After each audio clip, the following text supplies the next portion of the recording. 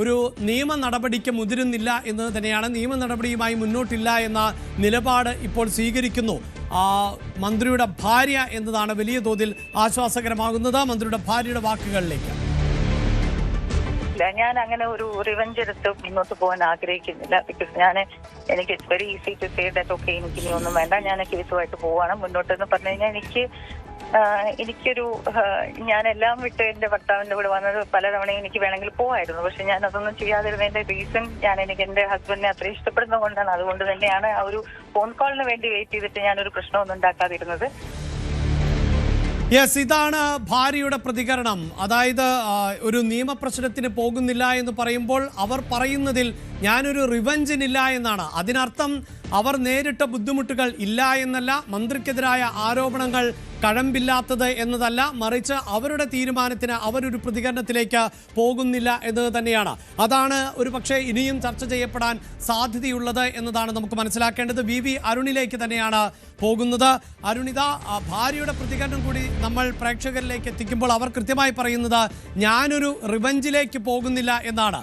അതുകൊണ്ട് തന്നെ ആ ആരോപണങ്ങൾ അവിടെ നിലനിൽക്കുന്നുണ്ട്. മന്ത്രിക്ക് എതിരെ ഉന്നയിച്ചിട്ടുള്ള ആരോപണങ്ങൾ ഗുരുതരമാണ്. അവിടെ നിയമപരമായ ഒരു നടപടിയിലേക്കില്ല എന്നത് മാത്രമാണ് ഇപ്പോഴത്തെ ഒരു ആശ്വാസകരമാകുന്ന ഒന്ന് എന്നത്. പക്ഷെ നമുക്കറിയാമല്ലോ, സമാനമാകുന്ന തരത്തിൽ ആരോപണങ്ങൾ ഉയർന്നു വന്നപ്പോൾ പ്രത്യേകിച്ച് രാഹുൽ മാങ്കൂട്ടം MLA-ക്കെതിരെ ഒരു യുവനടി ആരോപണം ഉന്നയിക്കുന്നു. പിന്നീട് ചില അഭ്യൂഹങ്ങൾ മാത്രമാണ് നിലനിന്നിരുന്നത്. കൃത്യമായി ഒരു പരാതി ലഭിക്കുന്നതിന് മുമ്പ് തന്നെ നടപടികളിലേക്ക് കടന്നിരുന്നു. അവിടെയാണ് ഈ പോലീസിലേക്ക് ഒരു പരാതി ലഭിക്കുന്നു. പോലീസിൽ 112-ൽ വിളിക്കുന്നു. പോലീസ് സംഘം അവിടെ എത്തുന്നു. അതുമാത്രവുമല്ല, ഇപ്പോൾ മന്ത്രിയുടെ സ്റ്റാഫ് അടക്കം ബലം പ്രയോഗിച്ചു എന്ന തരത്തിൽ പറയുന്നൊരു സാഹചര്യം ഉണ്ടാകുന്നു. അത് മന്ത്രിയുടെ സ്റ്റാഫ് എന്നത് സർക്കാർ സംവിധാനത്തിൽപ്പെടുന്ന ഒരാളാണ്. അപ്പോൾ മന്ത്രിയും മന്ത്രിയുടെ സ്റ്റാഫും ഒക്കെ കുടുംബത്തിൽ ഭാര്യയോട് ഏത് നിലയിലാണ് പ്രവർത്തിക്കുന്നത്, ഏത് നിലയിലാണ് ബലം പ്രയോഗിക്കുന്നത്, ഇതെല്ലാം ചർച്ച ചെയ്യപ്പെടുന്ന ഒരു സാഹചര്യം സൃഷ്ടിക്കപ്പെടുകയാണ്. അതുകൊണ്ട് തന്നെ ഇപ്പോൾ ഈ ഭാര്യ പരാതിയുമായി മുന്നോട്ടില്ല, അല്ലെങ്കിൽ നിയമപരമായി മുന്നോട്ടില്ല എന്ന് പറയുമ്പോൾ പോലും അങ്ങേയറ്റം ഗുരുതരമായ ആരോപണങ്ങൾ അവിടെ നിലനിൽക്കുകയാണ്. അതിന് സർക്കാർ സംവിധാനങ്ങൾക്കും ഒപ്പം ഇടതു മുന്നണിക്കുമൊക്കെ കൃത്യമായി മറുപടി നൽകേണ്ടതായി വരില്ലേ?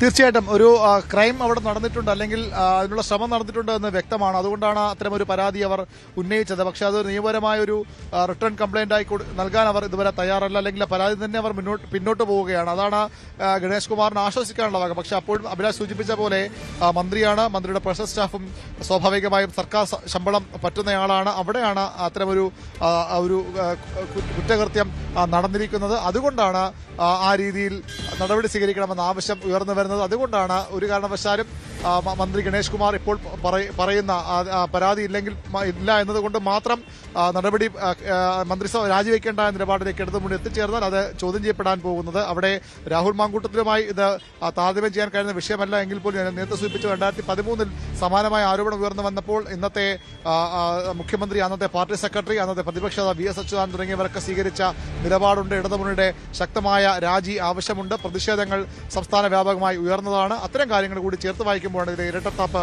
വ്യക്തമാകുന്നത്. അതിന്റെ വൈരുദ്ധ്യമാകും ഒരുപക്ഷെ വരും ദിവസങ്ങളിൽ തെരഞ്ഞെടുപ്പിലുമൊക്കെ ഇടതുമുന്നണി CPM ഒക്കെ മറുപടി പറയേണ്ടി വരുന്ന വിഷയമായി മാറുക. തീർച്ചയായും അന്ന് പിണറായി വിജയന്റെ ചോദ്യം അതിപ്പോഴും സമൂഹ മാധ്യമങ്ങളിലടക്കം വലിയ തോതിൽ പ്രചരിക്കുന്നുണ്ട്. എന്താണ് മുഖ്യമന്ത്രി ഇത്തരത്തിലൊരു പരാതി ഉണ്ടായിട്ട് എടുത്ത നടപടി? സർക്കാർ അതിന് മറുപടി പറയണം, മുഖ്യമന്ത്രി അതിന് മറുപടി പറയണം എന്നുള്ളതാണ്. അതേ ആൾ തന്നെയാണ് ഇപ്പോൾ മുഖ്യമന്ത്രി. അതേ സമാനമായ പരാതി തന്നെയാണ്. അതായത് 16 വർഷം ഒരുമിച്ച് ജീവിച്ച ശേഷമുണ്ടായ തിക്താനുഭവമായിരുന്നു മുൻ ഭാര്യ പറഞ്ഞത് എങ്കിൽ അതിന് സമാനമാകുന്ന ഒരു ആരോപണം തന്നെ ഇപ്പോൾ ഉയരുകയും 112 എന്ന നമ്പറിലേക്ക് അവിടെ കേസെടുക്കുകയോ എടുക്കാതിരിക്കുകയോ ചെയ്യട്ടെ, പക്ഷെ സമാനമായ ഒരു പരാതി വരുമ്പോൾ ഇതിനും മറുപടി പറയാൻ സർക്കാർ ബാധ്യതയുണ്ട് എന്ന് നേരത്തെ പറഞ്ഞു വെച്ച ആൾ തന്നെയാണല്ലോ ഇപ്പോൾ മുഖ്യമന്ത്രി. ആ ബാധ്യത അവർ നിറവേറ്റുമോ എന്നതാണല്ലോ പ്രധാനം. അരുൺ,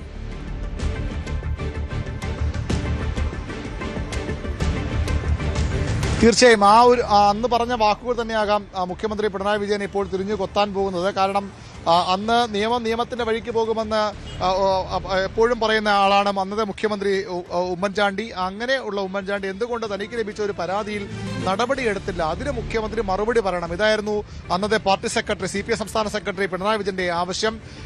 മന്ത്രി മാത്രമല്ല രാജിവെക്കേണ്ടത്, പരാതി കിട്ടിയിട്ടും മന്ത്രിയെ രാജിവെക്കാൻ നിർദ്ദേശിക്കാത്ത, മന്ത്രിക്കെതിരെ കേസെടുക്കാത്ത മുഖ്യമന്ത്രി കൂടി രാജിവെക്കണമെന്നാണ് അന്ന് പ്രതിപക്ഷ നേതാവായിരുന്ന VS അച്യുതാനന്ദൻ ആവശ്യപ്പെട്ടത്.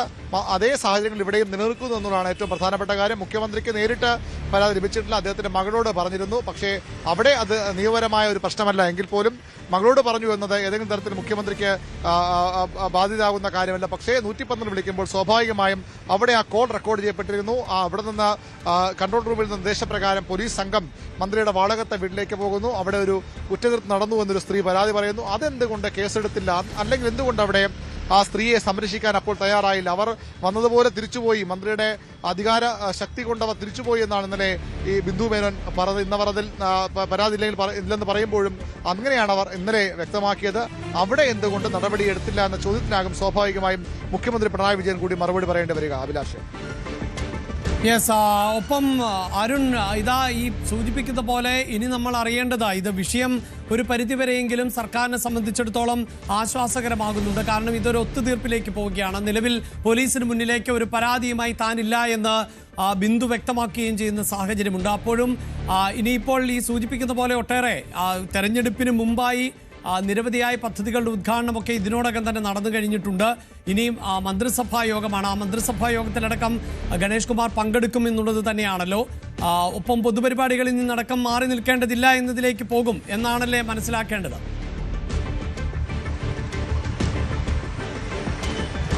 അങ്ങനെ വേണം മനസ്സിലാക്കാൻ. കാരണം മന്ത്രിസഭാ യോഗത്തിൽ പങ്കെടുക്കുമ്പോൾ സ്വാഭാവികമായി വിഷയത്തിൽ ഒരു ചർച്ചയ്ക്ക് അവിടെ സാധ്യതയില്ല. മറ്റ് അജണ്ടകളിലേക്കാകും ആ യോഗം പോവുക. ഇതൊരു വിഷയം നടന്നതായി പോലും മന്ത്രിയോ മുഖ്യമന്ത്രിയോ ഒന്നും ഭാവിക്കാൻ ഇടയില്ല എന്നാണ് നമ്മൾ മനസ്സിലാക്കുന്നത്. അല്ലെങ്കിൽ ഏതെങ്കിലും മന്ത്രിമാർ ഈ വിഷയം ഉന്നയിക്കണം. ഇപ്പോഴത്തെ സാഹചര്യത്തിൽ അതിലും സാധ്യത വിരളമാണ്. തെരഞ്ഞെടുപ്പാണ് ഏറ്റവും പ്രധാനപ്പെട്ട കാര്യം. അല്ലെങ്കിൽ ഒരു പക്ഷേ CPI കുറച്ചുകൂടി ശക്തമായ ഒരു നിലപാട് വിഷയത്തിൽ സ്വീകരിച്ചേനെ. പക്ഷേ തെരഞ്ഞെടുപ്പ് സമയത്ത് മുന്നണിയുടെ തന്നെ സാധ്യതകൾ ബാധിക്കുന്ന തരത്തിലേക്ക് കാര്യങ്ങൾ കൊണ്ടുപോകുന്നതിൽ CPIക്കും യോജിപ്പില്ല എന്നാണ് അറിയുന്നത്. അങ്ങനെയെങ്കിൽ ഈ വിഷയം അവിടെ ചർച്ചയാകില്ല. ചർച്ചയാകാത്തിടത്തോളം അത് മന്ത്രി രാജിയിലേക്കോ മന്ത്രി മറ്റ് തരത്തിൽ ഏതെങ്കിലും നിലപാടുകളിലേക്ക് പോകാനിടയിൽ അദ്ദേഹത്തിന്റെ പൊതുപരിപാടിയിൽ പങ്കെടുക്കും. കിഴക്കേക്കോട്ടയിൽ KSRTC ഡിപ്പോയിലാണ് അദ്ദേഹത്തിന്റെ അടുത്ത പൊതുപരിപാടി ഉള്ളത്. അദ്ദേഹം അവിടെ ആ പരിപാടിയിൽ പങ്കെടുക്കാൻ തന്നെയാണ് സാധ്യത. ഒരുപക്ഷെ അവിടെ വെച്ച് അദ്ദേഹം മാധ്യമങ്ങളെ കണ്ടേക്കാൻ. രാവിലെ നമ്മൾ ബന്ധപ്പെടുമ്പോഴും മനസ്സിലായത് മന്ത്രി ആ പരിപാടിക്ക് ശേഷം മാധ്യമങ്ങളെ കാണാൻ തയ്യാറാകും എന്നുള്ളത് തന്നെയാണ്. നമ്മൾ അപ്പോഴൊക്കെ പ്രതീക്ഷിക്കുന്നത് സ്വാഭാവികമായും ഈ വിവാദം ഇങ്ങനെ നിൽക്കുമ്പോൾ അതൊരു രാജിയിലേക്കോ മറ്റോ പോകാനുള്ള സാധ്യത ആ ഘട്ടത്തിൽ ഉണ്ടായിരുന്നു. പക്ഷേ ഇതിപ്പോൾ പൂർണ്ണമായും സെറ്റിൽ ചെയ്യപ്പെട്ടിരിക്കുന്നു. ബിന്ദു മേനോന് പരാതിയില്ല, പരാതിയുമായി മുന്നോട്ട് പോകാൻ താല്പര്യമില്ല, മന്ത്രി രാജിവെക്കണമെന്ന ആവശ്യം അവർക്കില്ല. അതിന് പേരിൽ സർക്കാരും മന്ത്രിയും ക്രൂശിക്കപ്പെടണം അല്ലെങ്കിൽ അവർ വിചാരണ ചെയ്യപ്പെടണമെന്ന ഒരു ആവശ്യം അവർക്കില്ല. അതുകൊണ്ട് തന്നെ സ്വാഭാവികമായും മന്ത്രി അദ്ദേഹത്തിന്റെ പൊതുപരിപാടിയിൽ പങ്കെടുക്കും. ഇനി അറിയേണ്ടത് ഗണേഷ് കുമാർ ബിന്ദു മേനോനോട് മാപ്പ് പറഞ്ഞിരിക്കുന്നു. പരസ്യമായി അദ്ദേഹം അത് പറയാൻ തയ്യാറാകുമോ? ഇന്നലെ അദ്ദേഹം മാധ്യമങ്ങളോട് സംസാരിക്കുമ്പോൾ പൂർണ്ണമായും അവരെ തള്ളിപ്പറഞ്ഞുകൊണ്ട്, അവരെ അപഹസിച്ചുകൊണ്ട് നിലപാടാണ് സ്വീകരിച്ചത്. 5000-ഓളം പ്രണയങ്ങളുണ്ടെന്ന് പറഞ്ഞുകൊണ്ട് അതൊരു വലിയ മേന്മയായി എടുത്തു പറയുകയാണ് ഗണേഷ് കുമാർ ചെയ്തത്. പക്ഷേ ഇനി അദ്ദേഹം ആ നിലപാടിൽ നിന്ന് മാറി ഒരു മാപ്പ് പറയാനോ അല്ലെങ്കിൽ പരസ്യമായി തനിക്ക് തെറ്റുപറ്റി, വീഴ്ച പറ്റി എന്ന് തുറന്നു പറയാനോ തയ്യാറാകുമോ എന്നാണ് അറിയേണ്ടത്. 11 മണിയിലെ പരിപാടി ഇനി അതിലൂടെയാകാം ഒരുപക്ഷെ ശ്രദ്ധിക്കപ്പെടാൻ പോകുന്നത്. അവിടെ ഗണേഷ് കുമാർ ഈ തന്റെ തെറ്റേറ്റു പറഞ്ഞ് മാപ്പ് പറയാൻ തയ്യാറാകുമോ, തനിക്ക് തെറ്റുപറ്റിയെന്ന് ഏറ്റുപറയാൻ തയ്യാറാകുമോ എന്ന കാര്യമാണ് ഇനി അറിയേണ്ടതിനപ്പുറത്തേക്ക് അദ്ദേഹം രാജിവെക്കില്ല എന്ന് ഉറപ്പായിരിക്കുന്നു. അതിനുമപ്പുറത്തേക്ക് അദ്ദേഹം പൊതുപരിപാടികളിൽ നിന്ന് മാറി നിൽക്കാനുള്ള തീരുമാനം ഉണ്ടാകില്ലെന്നും ഉറപ്പായിരിക്കുന്നു. യെസ്, എന്തായാലും വലിയ ആശ്വാസകരമാകുന്ന ഒന്ന് സംസ്ഥാന സർക്കാരിനെ എന്ന് പറയുമ്പോൾ പോലും ഇപ്പോൾ ഉണ്ടായിട്ടുള്ള പ്രതികരണങ്ങൾ, ഉയർന്നു വന്നിട്ടുള്ള ആരോപണങ്ങൾ, അത് ഇടതുമുന്നണിക്ക് വലിയ തോതിൽ ദോഷകരമായി ബാധിക്കും എന്നതിൽ തർക്കമൊന്നുമില്ല. പ്രത്യേകിച്ച് സമൂഹ മാധ്യമങ്ങളിലടക്കം ചേരി തിരിഞ്ഞുകൊണ്ട് ചിലർ പ്രണയിക്കും. കൂടുതൽ വാർത്തകൾക്ക് News 18 Keralam YouTube channel subscribe ചെയ്യുക.